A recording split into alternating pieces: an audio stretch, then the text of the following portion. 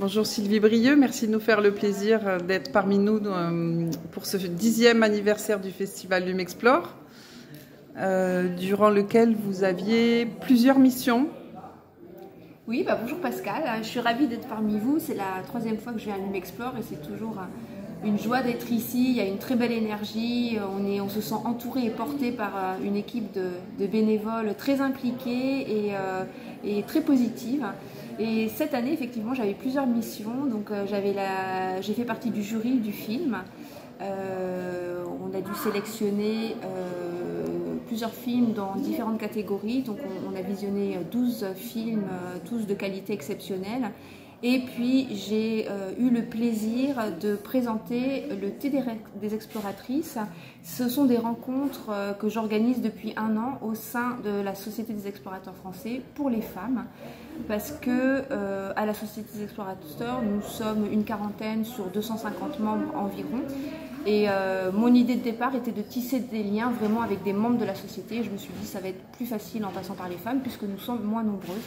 Donc on a commencé de cette façon-là il y a 1 an à se réunir les unes chez les autres et à tisser des liens, à apprendre à se connaître et à voir quelles étaient les possibilités en fait de travailler sur des projets communs. Et l'idée c'était vraiment que ce groupe de femmes réanime le cœur de la Société des explorateurs et l'idée c'était vraiment d'entraîner nos confrères, nos collègues, nos copains de la CEF et grâce à Lumexplore cette année on a pu fêter nos 1 an en créant un cercle dans lequel on a invité les hommes de la Société des explorateurs, le public, les femmes à venir partager avec nous une rencontre autour de ces exploratrices qui ont parlé de leur parcours et qui ont invité les gens à venir partager un temps d'échange en toute simplicité et dans la convivialité.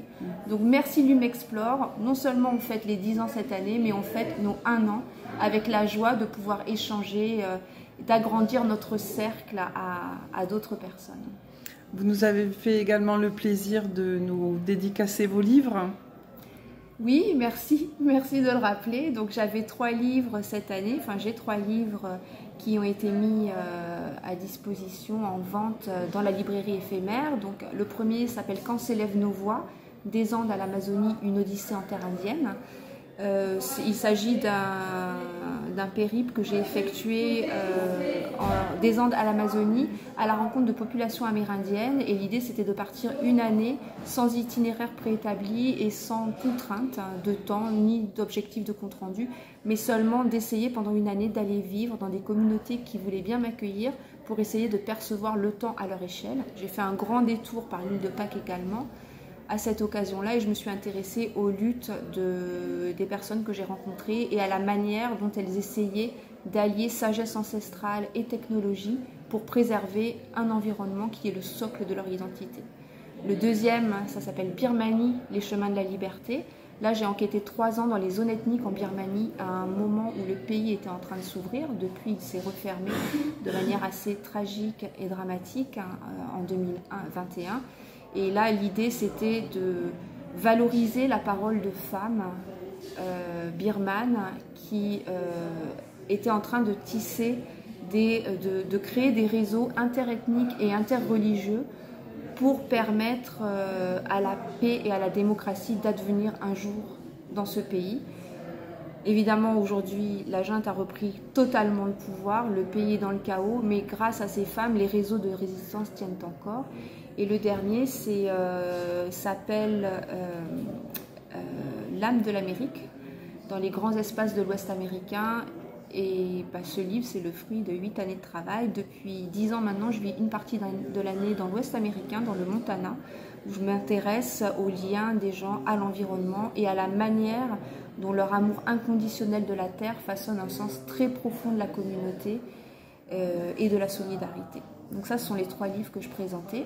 Et ces 3 livres, en fait, ça a été les prémices d'une réflexion pour fonder une association qui s'appelle Quand s'élèvent nos voix, du nom du premier livre, et dont le but est d'amplifier les voix de personnes qu'on entend peu sur la scène médiatique ou ailleurs, d'amplifier leurs voix, leurs actions par le biais de l'image, du son et de l'écrit, Et en fait, le projet du thé des exploratrices s'inscrit dans cette continuité parce que l'idée, c'est vraiment de valoriser des profils qui peuvent avoir un impact positif sur la société et qui peuvent être source d'inspiration et d'espoir.